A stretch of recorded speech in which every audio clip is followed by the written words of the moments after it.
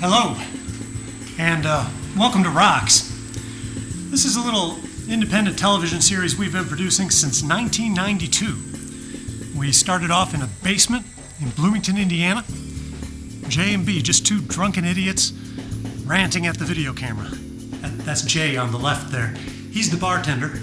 I'm B. I'm the editor. He mixes the drinks. I mix the video. Anyway, a lot has changed since 1992. For one thing, Jay is now in Missoula, Montana, whereas I'm here in this abandoned building in New Orleans, Louisiana. Whew. It's hot. As you can see, though, we're still a fairly low-budget television show.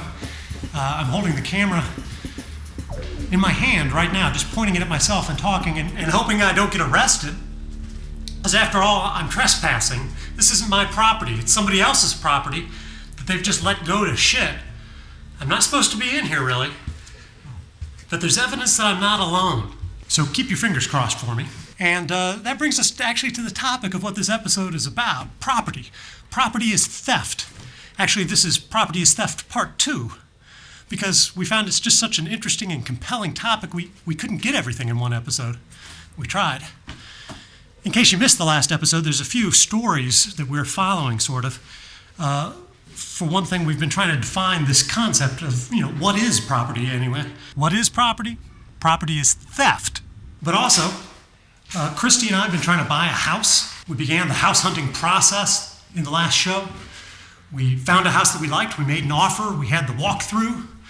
And we're getting ready to sign the papers, to sign our lives away. We'll hear just in a few minutes. And also, back in Missoula, Montana, Jay has been renovating his property. He's been fixing up his bathroom, so let's join that renovation already in progress.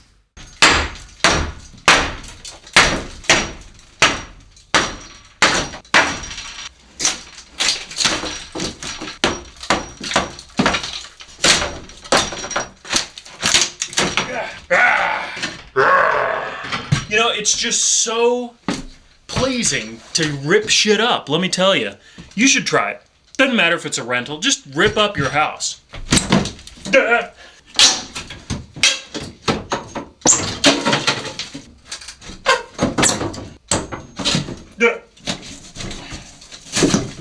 Ah, yes. High quality materials. You should put your head in the window again, because you look like kind of...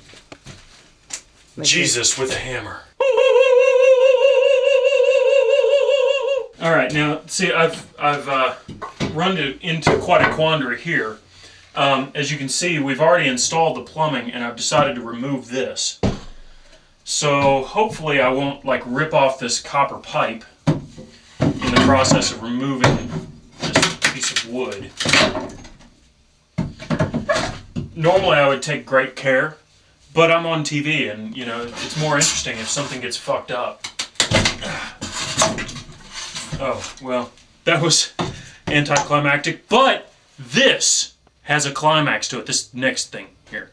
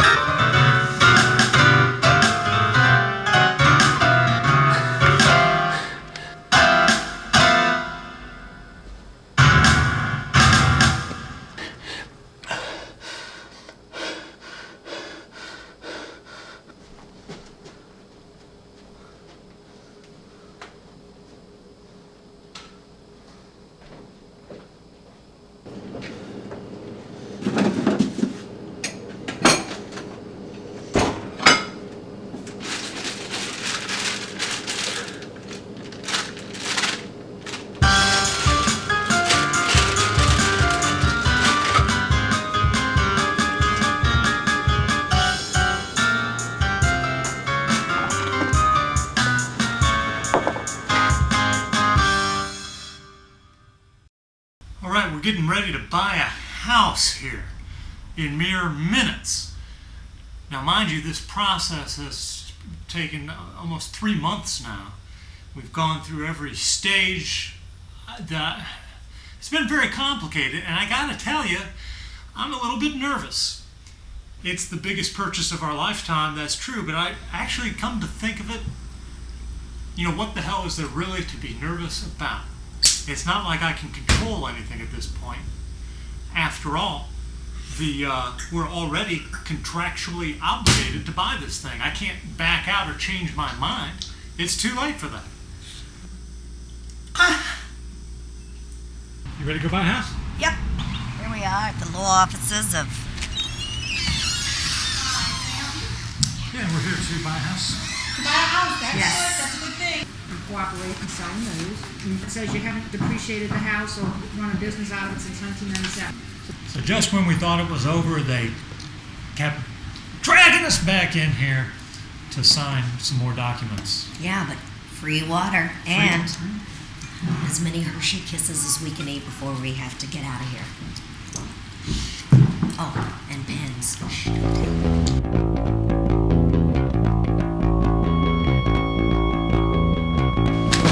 Shut my mouth, make me quit my thoughts.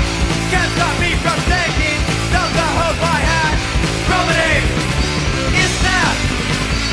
Remedy is that. This for just another day.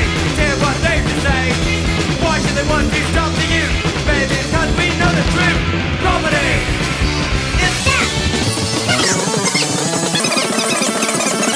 So this morning when I woke up, I was just another poor plebeian slob like the rest of yous.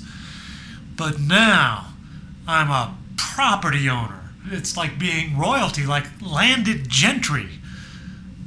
And I've got a, huge ass mortgage that I'll never be able to pay off for the rest of my life. What are you doing? Well, I'm getting my bottom row level. When you're constructing it, this might even qualify as a tip. The foundation is the important part. Getting the bottom row, in this case, all level so that when you stack things up on top, they don't start to, kind of go off to the side and eventually fall down in a heaping mess. You want to avoid that. Yeah, so I gotta get these bottom tiles really level. It takes longer to do this bottom row of tiles than, it took me about 4 hours, not that long, 2 or 3 hours to do those tiles, and about an hour to do the rest. So, obviously, there's an important thing to do here, and I'm doing it. I thought I had some kind of profound thing to say about, foundation and stuff. Oh, drinking! Drinking, that's the important thing. Whenever you're doing a home improvement project, especially detail-oriented work, it's good to drink. I'm having a White Russian here, which is, as anyone knows, it's an ounce and a half of Kahlua, half an ounce of vodka, and the rest milk and ice, as you can hear. You didn't see me mix this. I didn't see me mix this, actually. I was so wrapped up in thinking about this project that I didn't even pay attention. All of a sudden, I just had this drink in my hand, so I'm going to taste it. In honor of all the famous Russian tile setters throughout history.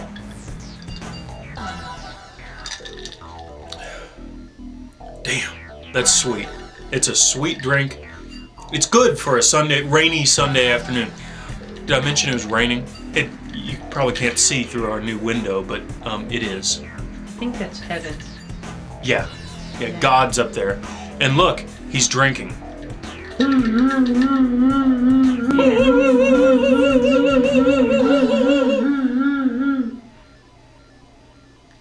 God drinks White Russians.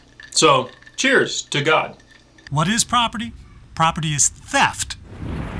So, some people might think this idea that property is theft is kind of kooky, radical, outside the mainstream. That's really just because this modern system of property ownership is all that most of us have ever known. It hasn't always been this way. And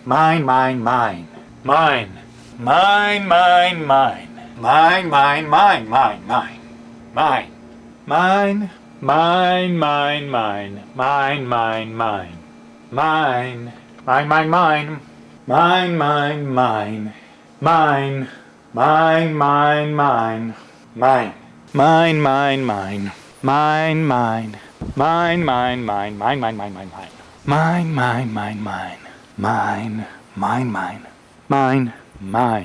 mine, mine, mine. Mine, mine, mine, mine. Mine, mine, mine. Mine, mine. Mine, mine. Mine, mine, mine. Mine, mine, mine. Mine, mine, mine. Mine, mine, mine. Mine, mine, mine.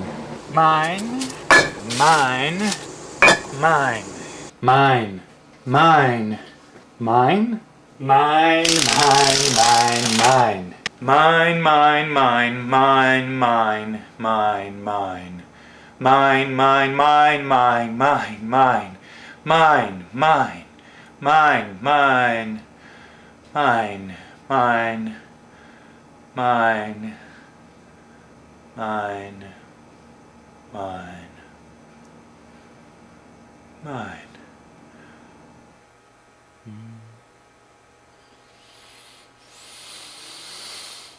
Mine! Mine.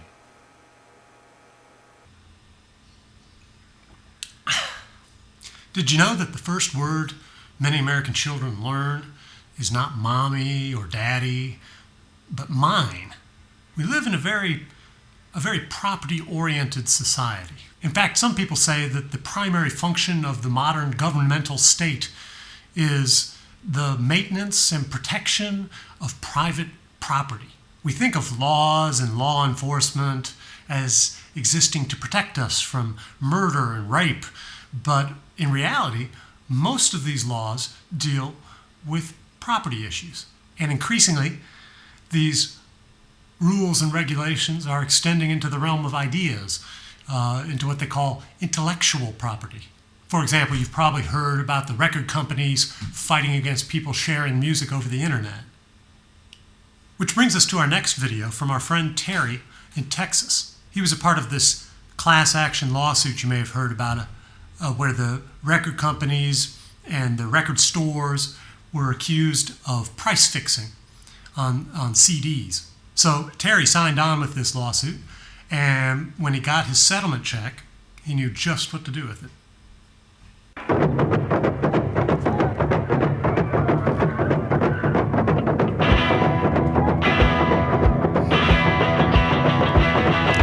Record companies, listen to this. You've been sitting on your asses getting rich. But look, I found a new game to play. I burned my first MP3 today. No more dealing with record stores. No more dealing with fucking whores. Get what I want, just won't pay. 'Cause we're burning MP3s today. Get what I want, just won't pay. 'Cause we're burning MP3s today. Tonight, I completed an entire wall. That wall is officially done, other than, grouting it. So I've reached So I've reached kind of a major milestone, if you will. It's now just a matter of following through with the other two walls and the ceiling, and putting a wall back there, and putting new drywall back there, and putting a new ceiling in. Oh, and don't forget the floor down there. But it's kind of cool. I'm kind of excited. I feel like, now that I've got one wall done, shit, man, it's only gonna be like a matter of weeks before I've got more of them done. Well, here we are in beautiful Athens, Georgia, where this tree the tree that owns itself is located. So this man, William Jackson, had such love for this tree that he decided to set it free. He willed this tree to itself. So it owns itself. It owns itself. It has no master. Also, the 8 feet around it is also owned by itself. It did actually die. The first one died, but some ladies of the Botanical Association planted a little acorn from this tree. So it is from the original stock of the original tree that owns itself. That's right, ladies and gentlemen. So aren't you trespassing then? Let's just go see about this tree. Ow! Here's another oak over here. A tree which does not own itself. Excuse me. So how do you feel about the tree that owns itself? I think it's really cool. And I wish that my landlord would let me free too. Free the trees! Free all the trees!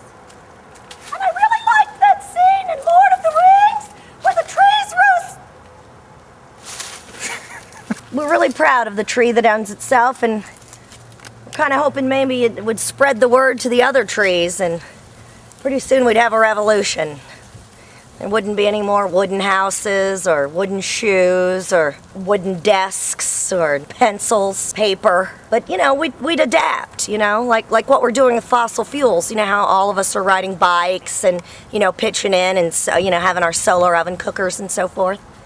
Oh, wait, I forgot we're not actually doing that. But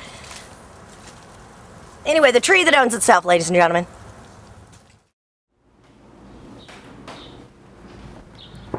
So, you know, we did it. We bought this house and we're living here and we're loving it and we're working on it, and now we're connected to this little piece of land. And believe me, it is little. I mean, we have like 5 inches on each edge of the house, I think, that's our lot. Of course, we don't really own it. It's more like, you know, the bank owns it. We're buying it from the bank in installments that we'll probably be paying, you know, for the rest of our lives. And if we stop making those payments, they'll take the house away from us. So, you know, we better keep working at our jobs and making that money and making those payments and generally feeding into and perpetuating this whole system of society and this whole so-called civilization of which we're very deeply skeptical. So in some ways, owning property seems to limit your personal freedom. This mortgage makes it a little harder to just up and quit my job and start slacking. It infringes on my right to slack. And I think the right to slack is a basic fundamental human right. But that's a subject for another episode. And I know I shouldn't complain because a lot of people have it worse off than me. And I really do love this old house. But at the same time, in some ways it's kind of like a gilded cage. A gilded cage. Which is why we're always interested in hearing from people who are doing something a little bit different, living off the grid or living in a squat communal housing or something of that nature. If you're in a situation like that, please get in touch with us. The best way is via our website, ROX.com. If you want to send us a letter, our mailing address will be at the end of this episode in the credits. Perhaps you'd even be in a future episode of ROX, or if you make video, by all means. We'd like to see your stuff. That's how this show gets made. Speaking of video, let's see how Jay's doing. See this? This right here? This one little screw, this is the end. This is the end of this tile project. Oh God, I'm so excited. You didn't see us working on this because we were looking at some other stuff, but this here I kind of constructed or reconstructed in the space that was previously occupied by, well, another medicine cabinet that I tore out in a blaze of fury. So I finally got it built, and I'm going to put the last screw in that holds this mirror in place. This is it, folks. This is riveting television, or at least screwy television. So there it is. We've got the project done. And it's only 2 years later. You may notice, by the way, that I have a bit more of a bald spot going on here, or I think my hair's a little longer than it was when this project first started. Well, that's because this has actually taken 2 years to complete from the time that I tore these walls down until today. Today is actually the 11th of May, 2005. We started this project sometime in May in 2003. And it's really just in time because Well, there's another problem that's developed. Why don't you follow me?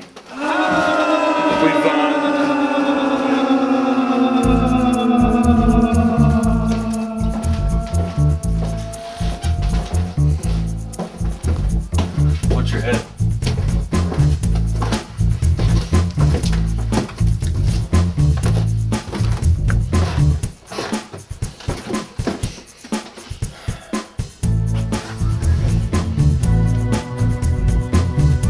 Look at this. Look at this freaking mess. We've, oh dear. Shit! You better document what you got going on there. Here, I better take the camera. There you go. Check it Oh, look at there. It's. I've been caught. I've been caught. Jeez, man. That was like, I was like, what the hell is keeping my foot from moving? Yeah. Right on. That's a little bump in the footage. I was like, damn, man, I can't hold steady here. Yeah, well, look at all these bumps in this floor that we've got going on here because, see, we had this water problem. There was water coming in under the window, and I ended up having to tear out the floor to see what was going on because the carpet had gotten all moldy, as you can see, and so obviously there was water coming up through the floor and through the walls, and so I've had to tear this room to shit, just like I had to tear that bathroom to shit to fix it. You know, sometimes people, you know, like in the movies and whatnot, talk about their wives being the ball and chain. You know, you hear that on TV shows, particularly from redneck characters. I've never understood that. You know, my wife is my inspiration. She's like she's my muse, as a matter of fact. To me, this is the ball and chain, this fucking house. I mean, that's the irony of this whole thing about home ownership, is that I never have time to do anything that I like. I barely have time to do this TV show because I'm always fixing shit. And unfortunately, you know, we can't show you this project because we're out of time. This episode's over. The whole thing's a wrap. So just think about me as you're out having fun, hanging out at the bars. I'll be down here fixing my freaking basement. See ya.